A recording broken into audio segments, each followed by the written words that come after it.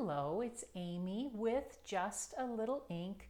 I'm an independent demonstrator out of Prescott Valley, Arizona, and today I'm coming to you to share a sneak peek of one of the new Sale-a-Bration items that'll be available starting in January through Stampin' Up.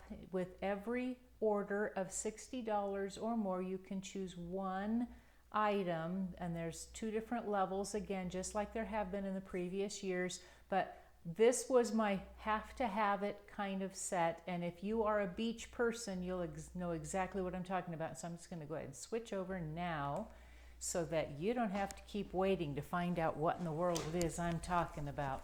So it is the new Friendly Seagulls stamp. It's a photopolymer stamp with cute seagulls, some sand, some fish, and French fries. So, and what I'm making is a flip-flop or a flip-flap fun fold card. It was an idea that I saw posted by a fellow demonstrator, Corrine, and Corrine, I hope I'm pronouncing your name correctly, Braxton. I met her years ago in Orlando, Florida at one of our onstage events for Stampin' Up! Demonstrators, and it is just an adorable, fun card that flaps open. She had put a gift card pocket on this panel here, which is a great option depending on what kind of card you're doing. This particular card, couldn't you see a McDonald's gift card here? I think that'd be so fun. But what I also liked about it is that when it sits, it actually will sit open, and so I'll kind of get it here. So it'll kind of do this so you can see both sides as it's opened. So anyway, with all of that, I'm going to kind of step through with the parts and the pieces. You need a half a sheet of cardstock. This is 8.5 by 5.5, and it's scored in the middle at 4 1/4, and I'll talk about the rest of those dimensions in a moment. I have taken a piece of basic white. This is a thick basic white. This is just basic white, and this one's 2 3/4 by 5 1/4. And I'm doing that because I'm going to be using the Stampin' Blends, and they will bleed through, and I didn't want it to see that on the back side of my card. You want a piece that is 3 3/4 by 5 1/4, and we're going to cut that down. And then this is Smoky Slate, and I had run that through, hopefully I have it sitting here. I've already run it through the So Swirly embossing folder. This is one of the super extra large embossing folders to give you kind of an idea. I'll set it next to my card base. You can see that it's even a little bit bigger than the card base, and so great folder, kind of gives the image of waves to me. And then I'm using the Stylish Shapes dies. Mine are on a magnetic sheet. They do not come this way. And I'm going to be using the squares. I'm going to use the two largest of the squares. So one of them I did in the Lemon Lime Twist. That's the largest of them. Then the second to the largest I did again in Basic White. And then I've cut a piece, and I have to tell you, I think this is 2 1/2. Yes, a 2 1/2 inch square of basic gray to layer in between, just to let it offset. And I'll let you know that this particular card was a card I put together for a swap.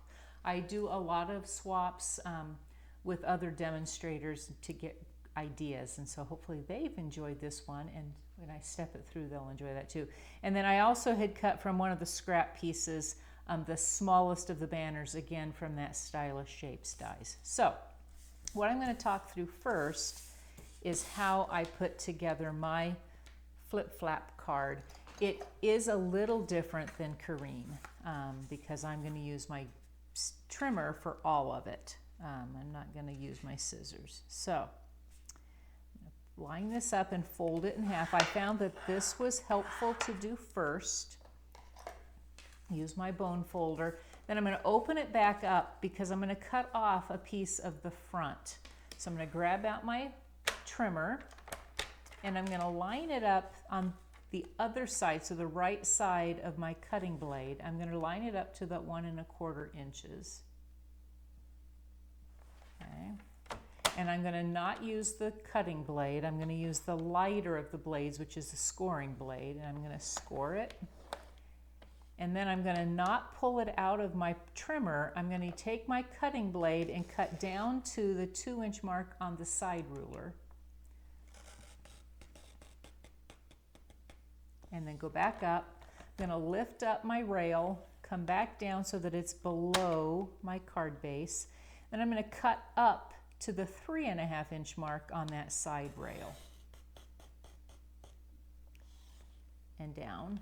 And then I'm going to open up my rail again, and then I'm going to, up on the top rail, I'm going to line this edge up to the 3 1/2 inch mark first. And I'm going to cut down only to that score mark, or cut mark in this case as well. That should remove one of my tabs. Then I'm going to slide it down to the 2-inch mark. And I'm going to repeat that same thing. I'm going to come here, cut, lift back up, and when I pull it out, those are gone, and I have a flap, which is going to end up being for the flip flap part. So from here on out, it really is the same that Corrine had shared. So then you're going to fold the flap over, score it, open it up again, turn it the other direction, use your bone folder to score that way. You want to do that at least a couple times because you want this to move so that it flaps between the inside and the outside, like so. And then again. And so what you're going to do now is I'm going to put my pieces on. I'm using just cardstock. You could cut different pieces of designer series paper to do kind of the same thing. I just liked the look of the simplicity of this. So I'm going to put my embossed piece of cardstock and I'm going to line it up to that 1-inch mark on the right side of my blade. And I'm going to score down. So that leaves me 2 pieces. And then I'm going to grab out my multi-purpose liquid glue and I'm going to attach the skinny piece to the right side of my card base.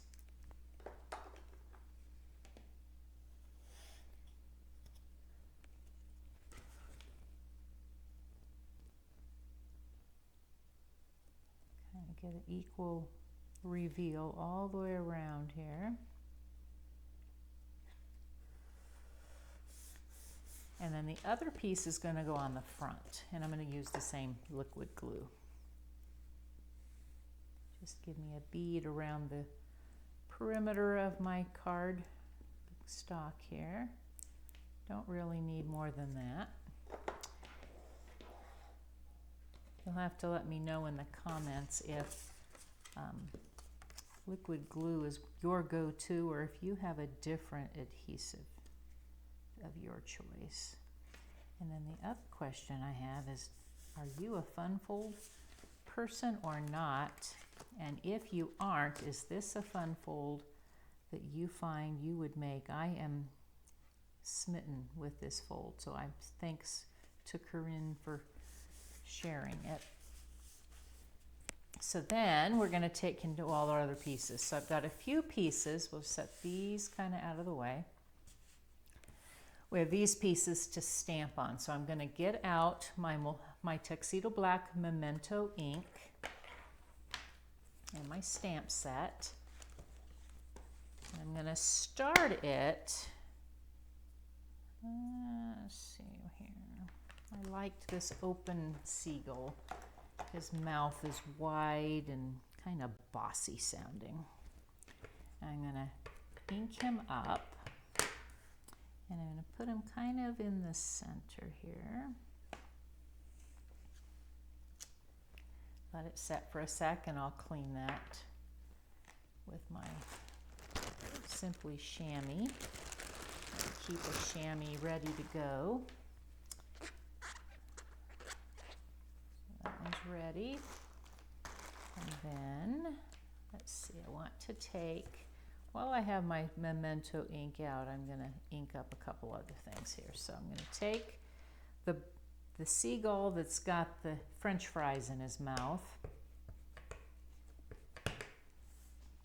And I'm going to line him up toward the lower edge of the inside piece that I want to do.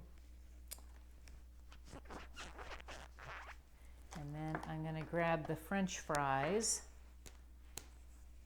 He probably found those from someone leaving them on the beach, which is sad. But it's amazing if you've been to the beach in the last year or more. There's a lot of things get left at the beach. So, there's that. Now I need my base. I think I'm good here. I'm going to, the rest of my things I'm not using tuxedo black for. So I'm going to grab out gray granite. To me, that was a better choice for my sand. I kind of wanted more of a silvery seashore. So I'm going to come and grab and put it on the one side of his feet here, and then I'm going to grab underneath. Like so. And I could do the same thing over here on the inside. We'll see if I can line these things up to where they're not loose. Yeah, kind of like so. I like that. So then I'm going to grab this one away, and then we're going to stamp with the basic gray, which was the color I kind of used to coordinate all of my parts and pieces with. And I'm going to stamp the Hey Friend stamp and ink up in my basic gray, and I'm going to just stamp it in the center of this tag. And I find sometimes it's helpful to have it on a dark background. We'd had me using a black background for my videos, and it just was messing up the colors and the lighting. So I'm trying to figure some other things out. So there's my Hey Friend. And then clean this up so that I can get other pieces on here. So then what I wanted it on the inside, I wanted it to say, so there's a couple different greetings here. And what I found worked really well was, I love you more than, and I'm going to put it a little lower. I found if I line them up on the one side, and then French fries, and there is, if you're not someone from the United States, yours might say French chips. And there is a sign, a greeting that says chips, so you can switch that out. And I'm pretty sure that this French fry has a fish in the middle of his sandwich. I think it's fish and chips, which is hilarious. But there we go. We'll clean the rest of that after a bit. I want to do my coloring with my Stampin' blends first. So this made it super easy because the beak, I'm using a dark Daffodil Delight. And so I'm going to grab the beak, the Daffodil Delight, and if you're careful, I'm a little sloppy there, which isn't all bad. I can show you how you fix that. Use the bullet tip, and I tend to use the bullet tips most of the time, and the feet are the same. But this is a fast bird to color. So then if you get a little bit out of the lines, you can use our color pusher. That's how I call it. It's a color pusher. It is the color lifter is what it technically is called, but you push it back into the color. So then the other colors are simple. So I'm going to pull out the light smoky slate, and I'm going to use light smoky slate for this part of the seagull, this little band. So do that on both of them.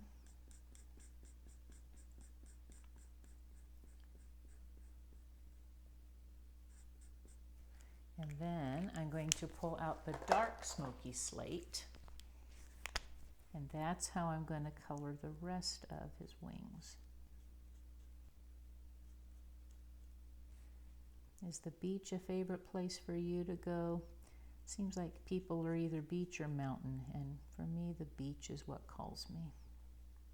I love listening to the sound of the waves. I love to walk around along the seashore, let the water lap up on my feet, or watch the ships, depending on if you got a bay that's nearby with ships coming in. I've not had a beach time this year. Last year I got to go a couple times, but not so much. So that finishes the coloring of my seagull.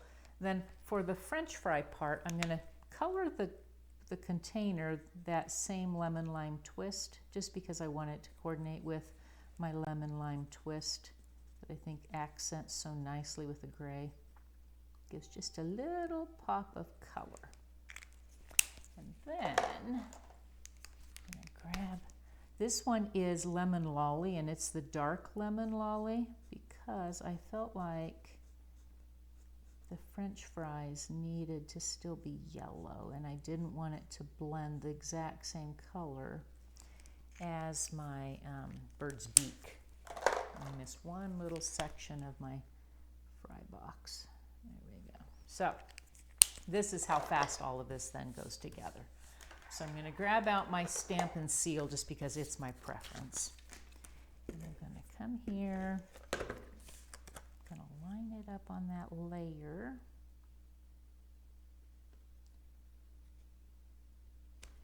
Then I'm going to put this layer on the other layer.